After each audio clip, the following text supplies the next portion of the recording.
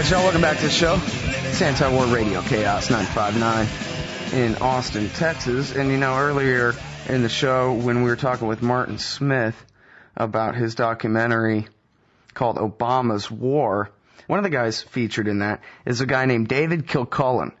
And Tom Hayden has an article about Kilcullen and his long war. It's called Kilcullen's Long War. It's at thenation.com. And you might remember Tom. We interviewed him here, a few months back anyway, maybe half a year ago, about another great article called Understanding the Long War. And so back to Central Asia we go here. Welcome to the show, Tom. How are you doing? I'm doing fine, thanks. Nice to hear from you, Scott.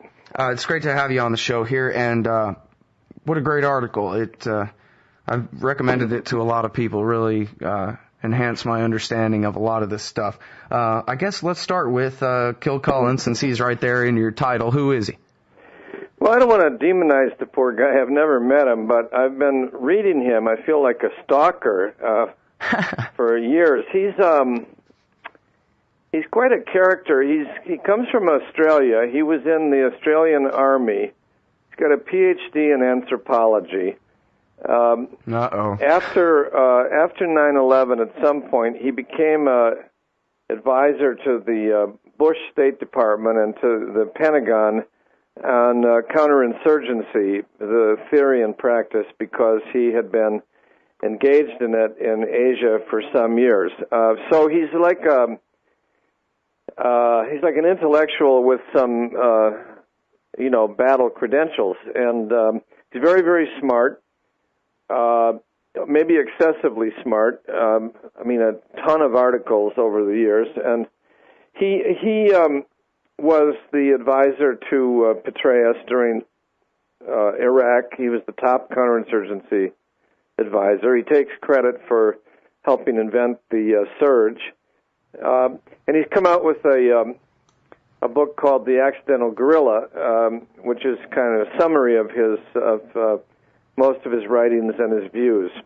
He believes in a global Phoenix program, which will take some scratching of the heads for your audience. But the Phoenix program was a so-called pacification program in Vietnam, in which the U.S. contracted with the South Vietnamese military to try to knock out the Viet Cong infrastructure. That means the village leaders, the doctors, the teachers, the non-military infrastructure, and roll people up in strategic hamlets to separate them from the guerrillas. And it was, by most accounts, it was a fiasco in which a lot of people were killed. There were congressional hearings, and the program was terminated.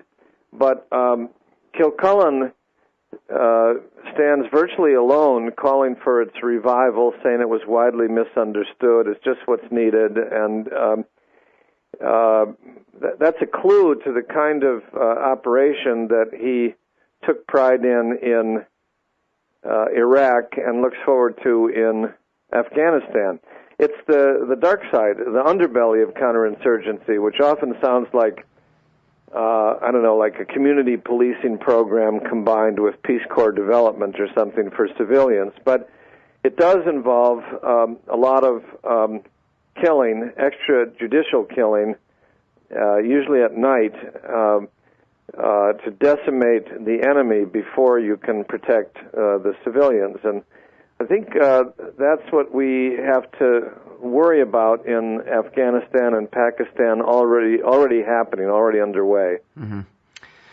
Well, there's so much to go over just right there. I guess let's start with the surge in Iraq. I think it's pretty fair to say, and I'm not an expert, and I don't think anybody has to be an expert. You just have to have a long-term memory to know that that's right. the basically Ba'athist party-led Sunni-based insurgency had offered the same deal that Petraeus eventually took from them every year since the war began, beginning in the summer of 2003. I was actually his big success, right, was that he had used that same program up in Mosul, and it lasted and worked up until the time he left Mosul.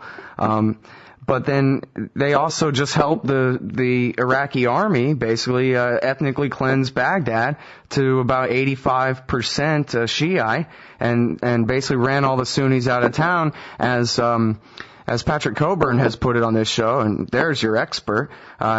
He says, listen, the Sunni-based insurgency, it wasn't entirely Sunni, obviously, but the Sunni-based insurgency had a choice. They were basically involved in 2, maybe even 3 wars against the Americans, against the Iraqi army, and also their problems that they had with the suicide bomber, Zarqawi-type crazies. And so they decided that they would sort of cease fire against the Americans and try to rebuild from their losses in the war against the Iraqi army that they'd lost, and then focus on Al-Qaeda, get some guns and money in the meantime. I don't see how any of that has anything to do with the counterinsurgency doctrine. I read it. The PDF is right there online. And what does that have to do with anything other than, cutting deals and then agreeing to leave the country? Well, cutting deals is the heart of the matter. It's a political doctrine in part, and what Kilcullen proposed and they carried out was paying about 99,000 Sunnis $300 each not to shoot at American troops, and to turn their guns against Al-Qaeda of Mesopotamia for the period, but also according to Bob Woodward's history of Iraq, and he's a major mainstream historian, McChrystal, the current commander, was in charge of another program during the same period that you referred to. It was a top-secret program of extrajudicial killings. That is, the Pentagon would have lists and be the judge, jury, and executioner. And they went out and killed a lot of people at night, particularly in Baghdad and Anbar, and until there was apparently not many more people to kill. So this combination of the payoff to the Sunnis with the killing of the intransigents is what lowered the violence so dramatically in 2007 and 2008, which is, what General Petraeus was looking for. He did not want high levels of violence during the American election year. Yeah. Well, I don't know. I guess none of us really know the truth of that, but Bob Woodward and confirmation bias go together, I think, a lot. I mean, none of that, and this is the popular narrative, but none of that narrative takes into account the fact that they just lost the Civil War. There was this entire other context that was going on in terms of them fighting against the Iraqi army, and for that matter, the Badr Brigade and the Mahdi army, which were butchering people and forcing them out. Well, I'm not sure what your point is. Well, just that they try to give these generals all this credit for being geniuses for paying these guys not to fight. But it's just that at the same time that they finally agreed to that, when the Sunnis have been offering it all along, of course, they basically are taking all this credit for a situation where they hadn't just convinced all these people with a genius plan. They convinced people who were basically dying to be convinced and had just been pushed up against a rock and a hard place and basically had no choice. Well, that's not unfair. I think that's accurate. I mean, the slogan goes that the surge worked, but it doesn't seem to me anything but a slogan is all I'm saying. Unless the surge just meant the American army helping finish the ethnic cleansing of Baghdad in early 2007. I guess there was some of that. No, I think the point of the surge was more or less political, to try to do something to keep the Iraq war from being the central topic in the 2008 election year. Remember, they always talk about, setting back the American clock, which means looking for more time from the American public, and pushing up the Iraq clock, which means shortening the conflict in some way that will bring the casualties down. And they were able to get a very fragile agreement which may or may not be carried out, but they can say that violence is down and turn their attention to Afghanistan, which I think... Yeah. And pardon me, Tom, for going off all over your interview. It's just that seems to me like a pretty thin reed to hang the entire premise of these people's credibility on, you know? I mean, that's their whole thing is they're geniuses who got it so right in Iraq that we can let them have their say in Afghanistan, too. Well, I don't know if anybody can follow this because it's not much in the papers. And so they may be claiming they're geniuses, but I think they're also biting their fingernails over Iraq while they focus on Afghanistan and Pakistan, which are now much bigger theaters of war. And this is all about the Kilcullen notion of the long war, which is a 50-year war against Muslim countries with oil, gas, and pipelines, which he considers an arc of crisis where there are havens from Europe to Asia for Al-Qaeda.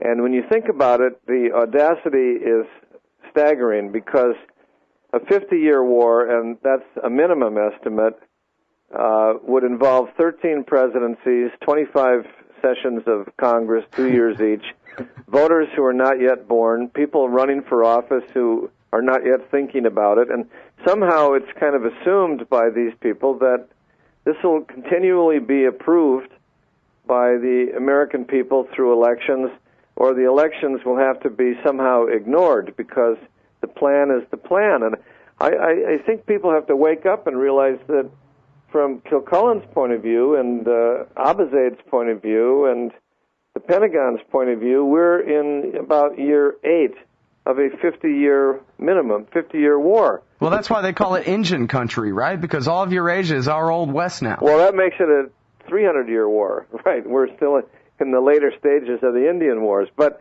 this one is a particular one. It doesn't include Cuba, doesn't include Venezuela. It runs from the Middle East to the Philippines, and it starts in 2001, and it goes on another 41 years, unless we do something to question its cost, not just the casualties, but the unexplainable expense to the taxpayer, which it just seems clear that these people are either all-powerful or totally detached because there is no money that I can see for several wars costing $1 trillion each, stretching on another 40 or 50 years. Mm-hmm. Everybody, it's Tom Hayden. He wrote Kilcullen's Long War in The Nation. That's thenation.com. And I'm sorry for people who've been listening for the whole show. This may be a bit redundant from previous interviews today, but it's all important. And you point this out in your article that I don't know if you're talking about just Kilcullen, David Kilcullen, or I think you're describing sort of the whole inner circle core of the leaders of this new and improved counterinsurgency doctrine, these long warriors. They accept the Michael Scheuer explanation for why we're at war with these people. It's not miniskirts and primary elections. It's that we're an empire in that part of the world, and they don't make any bones about that.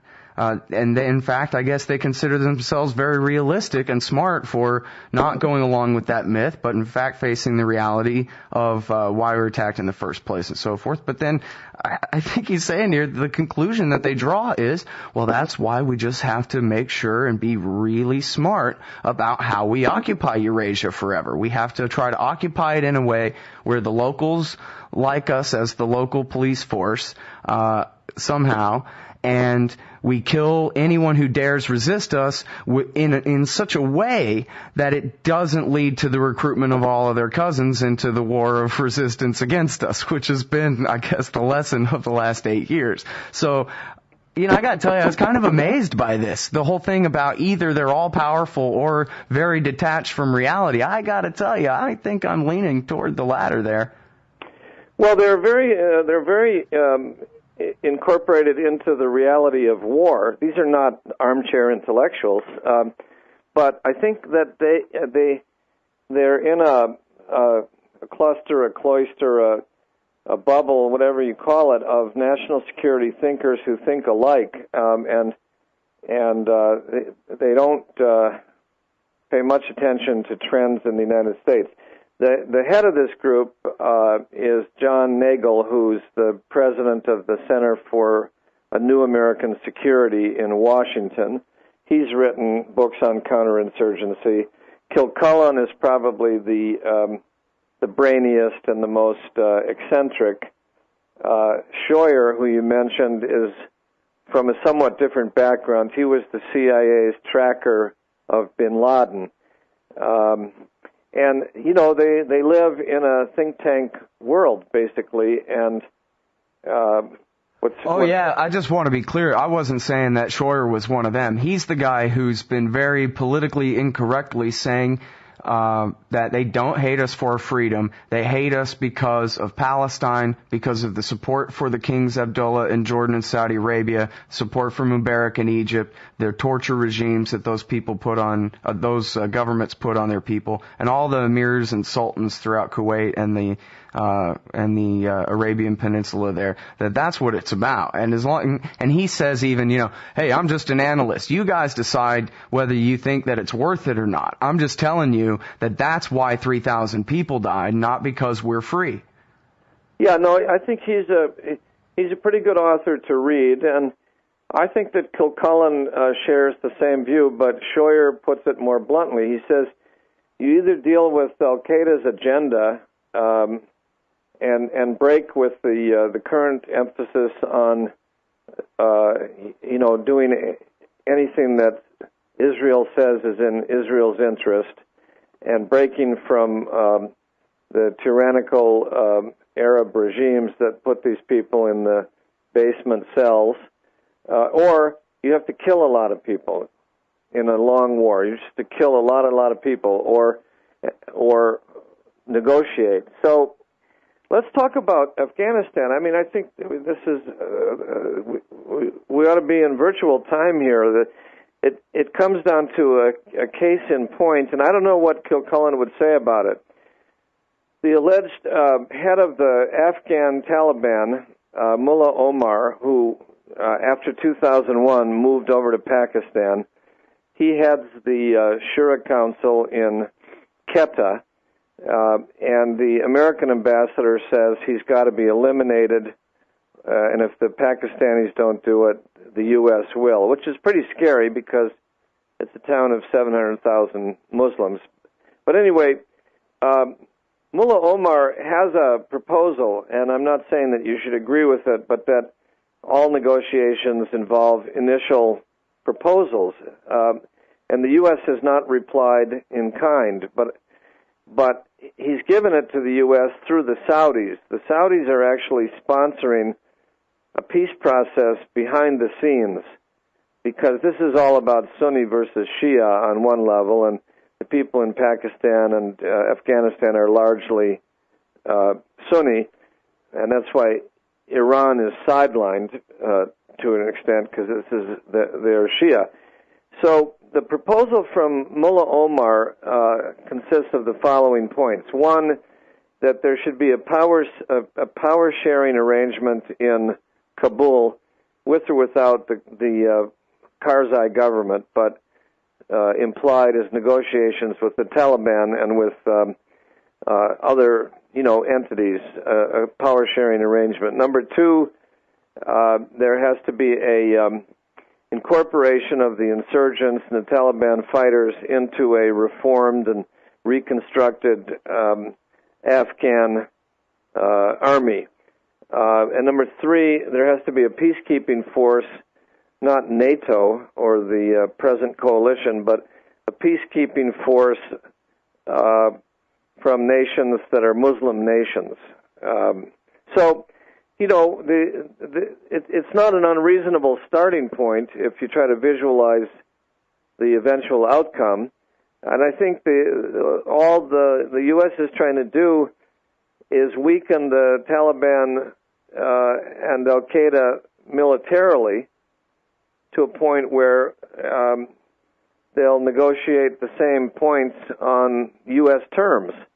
But that could take 7 years if it ever happens. It could also get worse for the U.S. But we should be talking about the political side of this and whether there's any point in continuing to send American men and women into a fight for a regime that seems to be utterly corrupt, or whether we should be looking for a way out, an exit strategy, instead of an escalation strategy. And I think Omar's points are worth considering in whatever secret or open negotiating process is going on. Well, I was just talking with Martin Smith, the guy that did Obama's War for Frontline earlier in the show, and he was saying he thinks that the Pentagon is not so much into this, or at least certainly that they're not the driving force, but that it's really just a political thing. And he couldn't even really seem to identify any interests that are really pushing the policy other than just politics, I guess. Well, maybe, I don't know. I don't know the fellow. I mean, it seems to me that they do have an overwhelming interest in defeating Al-Qaeda, whatever that means, and another overwhelming interest in not losing to a supposedly inferior enemy. And a lot of wars go on so as to avoid losing. Right. I mean, just like Lyndon Johnson, there's like audio of him saying, I'm not going to be the first president to lose a war. Exactly. So if I have to just keep it going and then not run for re-election, that'll be my strategy. At least I won't have lost it. Exactly. That's a pretty potent argument, I guess, when you're in the Oval Office and the president has got his reputation on the line and he's being told, if you don't do this, you're going to lose this war.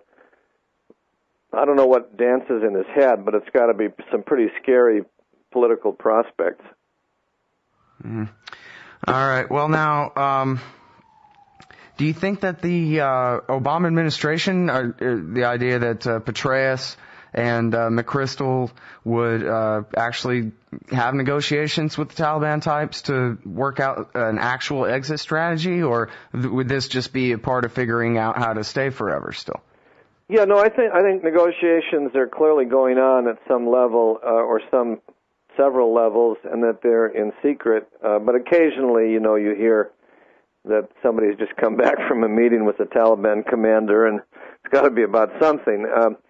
Their official position is supposed to be sensible. I find it far from sensible. It's that they want to offer jobs and income to the reconcilable insurgents, along the lines of what they did with the Sunnis in Iraq, going back to your first point. Mm-hmm. But, if I'm a hardcore, irreconcilable guy, and I'm your prisoner, and you treat me well and discuss the Quran, and let me read the New York Times or go online, I can be softened pretty steadily. I can become reconcilable, right?